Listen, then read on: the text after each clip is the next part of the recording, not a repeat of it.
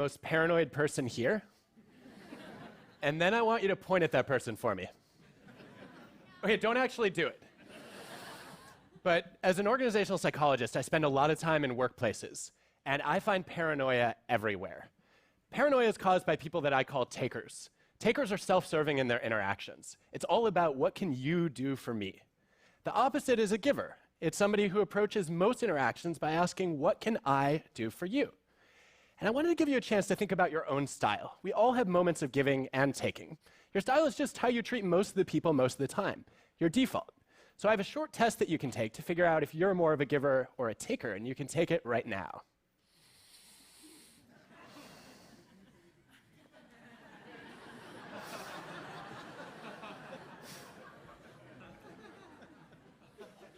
This is the only thing I will say today that has no data behind it, but I am convinced the longer it takes you to laugh at this cartoon, the more worried we should be that you're a taker. Of course, not all takers are narcissists. Some are just givers who got burned one too many times. And then there's another kind of taker that we won't be addressing today, and that's called a psychopath. I was curious, though, about how common these extremes are, and so I surveyed over 30,000 people across industries around the world's cultures. And I found that most people are right in the middle between giving and taking. They choose this third style called matching. If you're a matcher, you try to keep an even balance of give and take, quid pro quo. I'll do something for you if you do something for me. And that seems like a safe way to live your life. But is it the most effective and productive way to live your life? The answer to that question is a very definitive maybe. Now, I studied dozens of organizations, thousands of people. I had engineers measuring their productivity.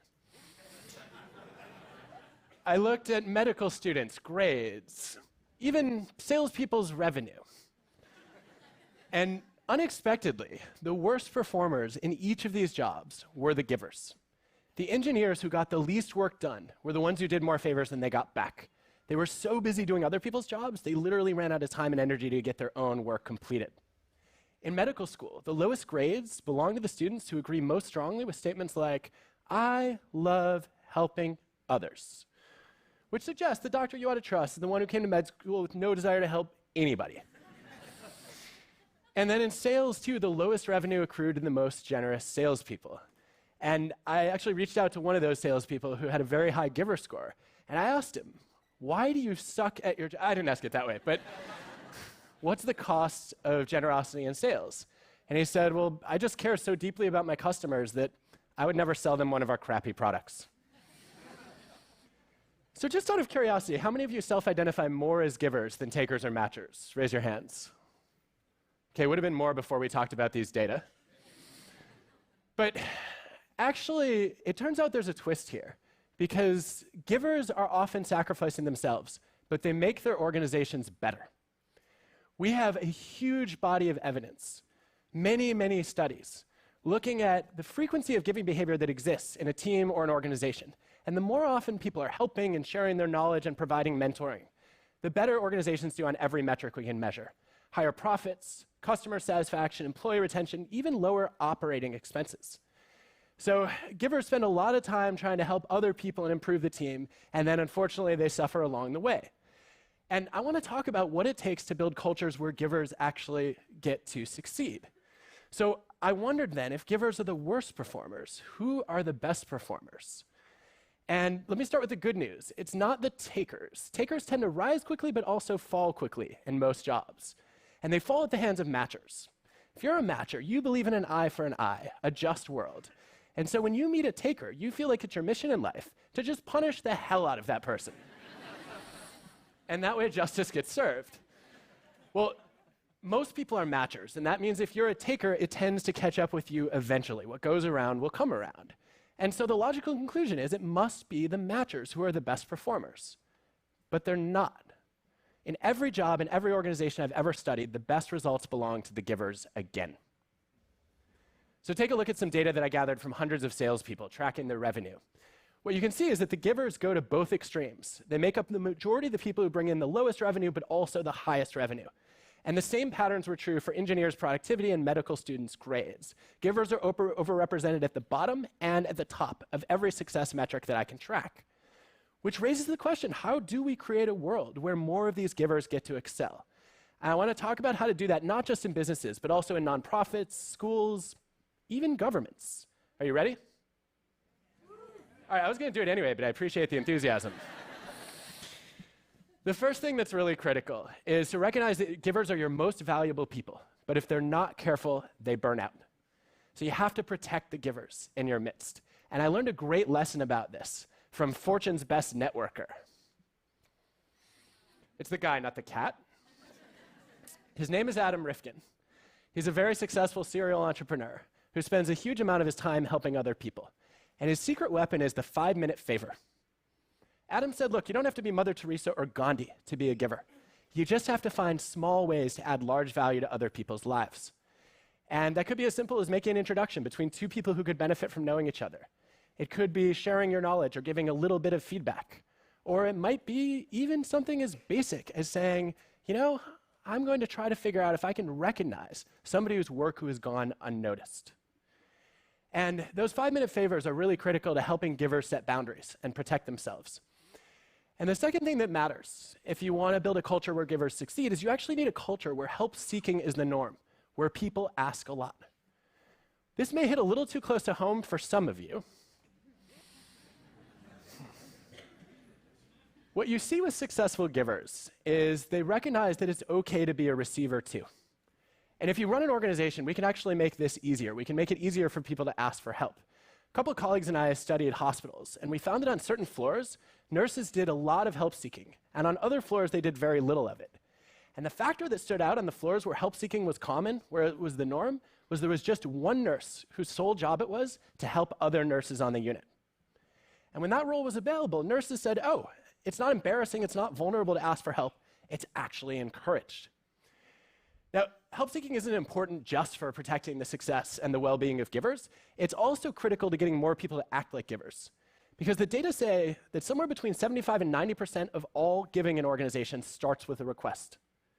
But a lot of people don't ask. They don't want to look incompetent, they don't know where to turn, they don't want to burden others. And yet, if nobody ever asked for help, you have a lot of frustrated givers in your organization who would love to step up and contribute if they only knew who could benefit and how. But I think the most important thing, if you want to build a culture of successful givers, is to be thoughtful about who you let onto your team. I figured you want a culture of productive generosity, you should hire a bunch of givers. But I was surprised to discover, actually, that that was not right. That the negative impact of a taker on a culture is usually double to triple the positive impact of a giver. Think about it this way. One bad apple can spoil a barrel, but one good egg just does not make a dozen. I don't know what that means. But I hope you do. No, let even one taker into a team, and you will see that the givers will stop helping. They'll say, I'm surrounded by a bunch of snakes and sharks, why should I contribute? Whereas if you let one giver into a team, you don't get an explosion of generosity. More often, people are like, great, that person can do all our work. So effective hiring and screening and team building is not about bringing in the givers. It's about weeding out the takers. And if you can do that well, you will be left with givers and matchers. The givers will be generous because they don't have to worry about the consequences. And the beauty of the matchers is that they follow the norm. So how do you catch a taker before it's too late? We're actually pretty bad at figuring out who's a taker, especially on first impressions. And there's a personality trait that throws us off. It's called agreeableness, one of the major dimensions of personality across cultures. Agreeable people are warm and friendly, they're nice, they're polite. You find a lot of them in Canada,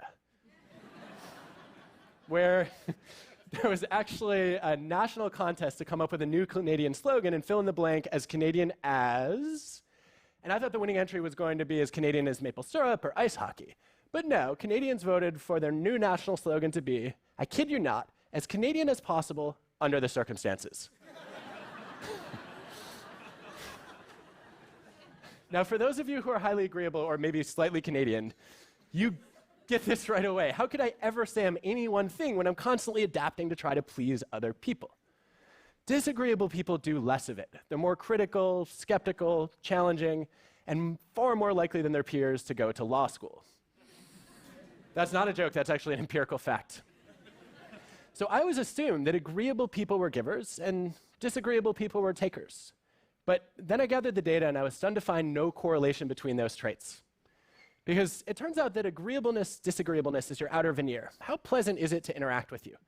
Whereas giving and taking are more of your inner motives. What are your values? What are your intentions toward others? So if you really want to judge people accurately, you have to get to the moment that every consultant in the room is waiting for and draw a 2x2.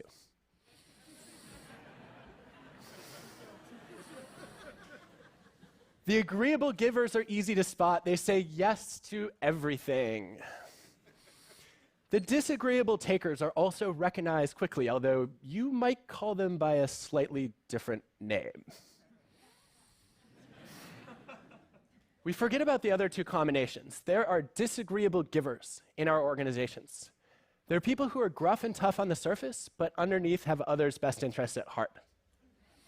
Or as an engineer put it, oh, disagreeable givers, like somebody with a bad user interface, but a great operating system.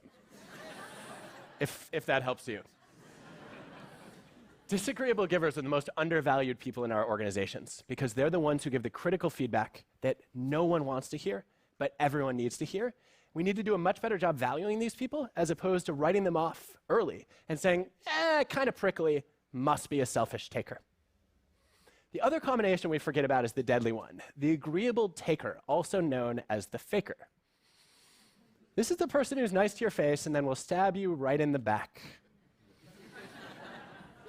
And my favorite way to catch these people in the interview process is to ask the question, can you give me the names of 4 people whose careers you have fundamentally improved?